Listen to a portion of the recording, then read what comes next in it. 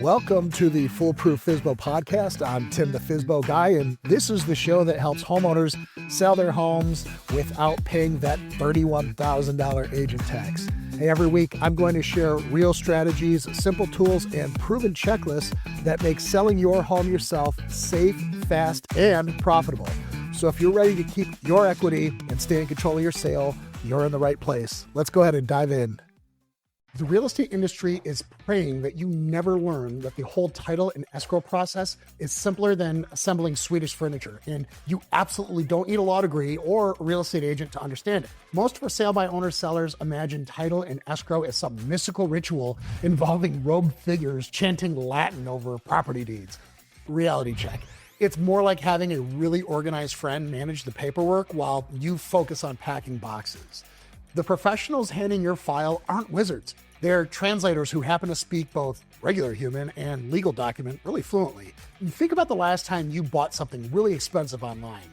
You probably used PayPal or a credit card, and that's basically escrow for your couch purchase. But now we're just scaling up to the house size transaction with a few more safety rails. The fundamentals, they stay remarkably similar. Someone neutral holds the money until everyone delivers what they promised. What really trips people up isn't the complexity. It's the industry's addiction to 19th century vocabulary. Nobody needs to say encumbrance when stuff attached to your property works perfectly fine. So today, I'm going to translate this entire process into the language that, we normal human beings actually speak at backyard barbecues. Stop thinking title work requires 3 years of night school, because here's the 60-second version that covers 90% of what matters. Title companies dig through property records to confirm that you actually own what you're selling and to check for surprise liens hiding in the paperwork. Meanwhile, escrow agents act like a trusted referee holding everybody's money and documents until all contract conditions get satisfied. Think of title as the fact checker and think of escrow as the handshake enforcer. Your only job is asking good questions and providing documents when requested. The professionals, they handle the legal and paperwork archaeology digs. You just need to understand the findings that they present. Now, your transaction team, consisting of those two main players, are going to have really distinct methods that they go through. Your title researchers are going to comb through the county records, kind of like detectives investigating your property's past lives. You're hunting for unpaid taxes or old mortgages that are attached to the property, all the things that should have been released, or angry contractors with liens on your property, or maybe that time your neighbor's fence accidentally claimed 6 inches of your yard.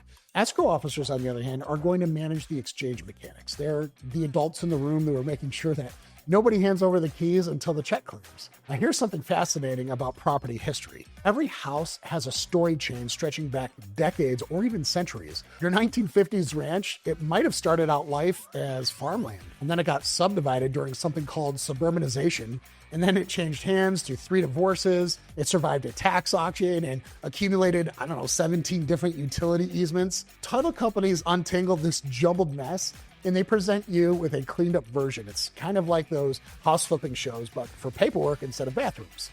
Speaking of paperwork archaeology, let me decode the industry's favorite mystical terms. Abstract, it's just a summary of your property's recorded history. It's basically the Cliff's Notes version. And chain of title lists every owner in order. So it's sort of like tracking a baseball card from the original pack to your collection. Cloud on title, or clouded title, it means something is blocking a clean sale. Maybe great Aunt Mildred's estate never properly transferred ownership 30 years ago. I don't know. If you're struggling to decode title jargon, just stop nodding along when they're talking and use these 3 question scripts instead. The first question is, could you explain that in everyday language? This gets you the translation immediately. The second thing you could ask is, does this affect our closing or is it just background information? This is going to separate the must-fix title items from nice-to-know trivia to something, hey, we need to get this fixed. The third question you should ask is, what exactly do you need from me and when? This is going to clarify action items with deadlines. The bonus move here is to email these questions before your first call with the title company so they know what you expect and that you expect it in plain English. Most title officers secretly appreciate clients who ask for clarity. It prevents those weird panicked Friday afternoon phone calls about missing documents that nobody mentioned needing right before closing. Now, let's talk money without the mystery. Your settlement statement might look like a phone book of fees, but each line serves a specific purpose and it's important that you know what they are. Recording fees go to the county for updating their big book of who owns what. The title insurance protects against missed problems. Think of that as an apology fund if they somehow overlooked your property's secret past, like it was a toxic waste dump. Courier fees cover secure document delivery because nobody wants closing papers floating around in regular mail. The beautiful thing about transparency on the fees is how quickly the confusion evaporates once you assign each line item a job. So that random looking $75 e-recording fee, it's really just paying somebody to digitally file your deed at the courthouse so you don't have to stand in line behind 17 people renewing their fishing licenses. Or that $35 release tracking fee, that ensures your old mortgage company gets properly marked as paid so it doesn't haunt your credit report forever. Now, settlement timing is often something that surprises first-timers who expect, a sort of Amazon Prime speed from government offices. Title searches typically need about 2 to 4 weeks to be conducted because researchers have to verify everything through multiple databases, and some are still using filing systems from the Carter administration. If your property has quirks like multiple parcels or recent boundary disputes or creative previous owners who tried DIY legal work, you can easily add another week for this all to be untangled. 3 ways to decode your settlement statement in under 10 minutes without an accounting degree is to first grab a highlighter and mark anything over $100. These are your focus fees that are worth understanding. Second, ask your closer to walk through the buyer versus seller column split since the columns vary wildly by location.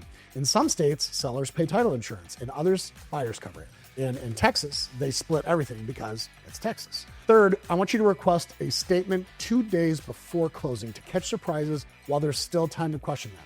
And here's a quick pro insight. Fees that are labeled miscellaneous or additional, they deserve immediate investigation. Legitimate charges have real names. Now, wire fraud deserves its own spotlight because criminals have gotten frighteningly sophisticated. They will hack email accounts, they will watch for real estate transactions, and then they will send fake wiring instructions that look exactly like legitimate ones, except the account number routes to some untraceable offshore account. So your title company's paranoid seeming verification process where they have encrypted portals, and callback requirements, and photo ID uploads, it's not just theater designed to make your life hell. It's protecting your life savings from genuinely clever thieves. Smart sellers are going to treat wiring instructions like nuclear launch codes. Never trust regular mail for account numbers. Always call the title company directly using a phone number that you found yourself, not one that was emailed to you. And if anybody sends updated wiring instructions, I want you to treat that like you just found a scorpion in your shoe. I want you to assume danger until it's been proven otherwise. Some companies now even use verification questions like you would only know. Now, the relationship between you and your title officer is going to determine whether closing feels like a root canal or a birthday party. Good title officers are going to communicate proactively. They're going to send updates before you ask, and they're going to explain requirements before they're urgent. They'll tell you upfront about potential delays, like waiting for that HOA estoppel letter that moves at the speed of congressional legislation. Bad ones are just going to ghost you for weeks and then suddenly need 17 documents by noon tomorrow. Here's how smart sellers avoid the closing week scramble without breaking a sweat. 2 weeks before your target date, you're going to email your title officer asking for 3 things: a complete list of what they need from you, confirmation that all lender requirements have been identified and satisfied, and any yellow flags that might delay closing. 1 week out, I want you to confirm your wiring amount, and I want you to review the preliminary settlement statement for any surprises. 3 days before, I want you to verify your possession terms and that they match what the buyer expects. Nothing ruins closing day faster than confusion about who gets keys and when. This timeline is going to keep everybody aligned, and it's going to prevent those awful last-minute fire drills. Document preparation varies wildly between title companies. Premium operations are going to prepare most things digitally, and they're going to let you review documents online before you leave and close. And they could even offer mobile notaries who come to your kitchen table instead of you having to venture out to them. Budget shops might hand you a stack of papers at closing and point to the signature lines while you're still trying to figure out which pen works. The price difference between these experiences is often so negligible, like, $50, that you should always shop based on service, not just cost. One underappreciated title company service is problem prevention through early detection. The experienced processors are going to spot issues during the initial review, and these issues can derail closing 3 weeks later. Maybe your divorce decree has a specific language in it about property sales, or your home equity line needs formal closure with a zero balance. These aren't roadblocks if they're caught early, but they can really screw things up royally if you wait too long. It's important that your title company has these items on a checklist. Which brings us to the human element, because this matters enormously in title and escrow. You want somebody who answers their phone and that they respond to emails within minutes or hours, but not days. You want them to treat your transaction like it matters. So it's important that you interview 3 companies before you choose who you're going to work with. Ask them how many for sale by owner transactions they've handled, what their typical response time is, and whether they provide a single point of contact or if they're just going to shuffle you between departments. But with all of that said, no matter who's giving them to you, I want you to remember that you never, ever accept wiring instructions without this 5-minute safety check that could save your entire sale. Step 1, only accept instructions through the title company's secure portal and never through regular email or, God forbid, a text. Step number 2, I want you to independently verify that the account numbers you've given are accurate by calling the title company's main phone number that you Googled yourself. Step 3, and this is like extra safe, but send a test wire of $100 first if your bank allows that. And then step number 4, screenshot every confirmation and receipt that happens from that wire. Step 5, if anything seems weird, like a different account that was inspected or urgent pressure to wire immediately or instructions arriving from an unusual email address, just stop everything and call the title companies, because criminals are betting that you're going to feel too embarrassed to verify or too silly, and I want you to prove them wrong and win in the end. Now, choosing between title companies or real estate attorneys or combination packages depends entirely on your state's requirements, your customs, and also your comfort level.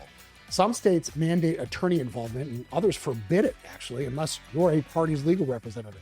And still a few more kind of let you choose your own adventure. It's important that you research your local requirements before assuming anything. For example, Wisconsin and Texas, they have completely different playbooks despite both involving property ownership transfer. Quick military-grade wisdom from my past life: redundancy prevents disasters. That's why good title companies check everything twice. They require verification callbacks, and they maintain paper trails like they're preparing for congressional hearings. Your paranoia tolerance, it might feel maxed out by closing day, but every security step exists because somebody somewhere learned an expensive lesson. Now, something that deserves mention here is the psychology of closing day. You're going to sign approximately 11 billion documents. You're going to initial countless pages, and you're going to wonder if you've accidentally agreed to donate a kidney. Most signatures are variations of, yes, I am really me, and yes, I really want to sell my home, and yes, I really want to just be done with this. Your hand is going to cramp, so bring your favorite pen. Maybe bring 2 pens. The title officer has seen people cry and laugh and occasionally break into a spontaneous dance at the closing table, especially when it's all over. Whatever emotion hits you, just know it's probably completely normal. Remember, title and escrow professionals, they handle dozens of transactions every week. So your complicated situation probably ranks as a typical Tuesday on their difficulty scale. Those liens from your bathroom renovation are standard, or the boundary dispute with your neighbor's petunias, they've seen worse. The fact that your house was allegedly haunted by a circus clown in 1987, that might be a new one, but it's irrelevant to title because it just probably made their day more interesting. And the next time someone tells you for sale by owner sellers can't handle title and escrow complexity, I want you to remind them that you successfully navigated health insurance enrollment and tax returns and even assembling children's toys on Christmas Eve. So compared to those challenges, understanding title and escrow is practically recreational. So now that we've defanged the title and escrow process into plain English, it's important that we protect the after party.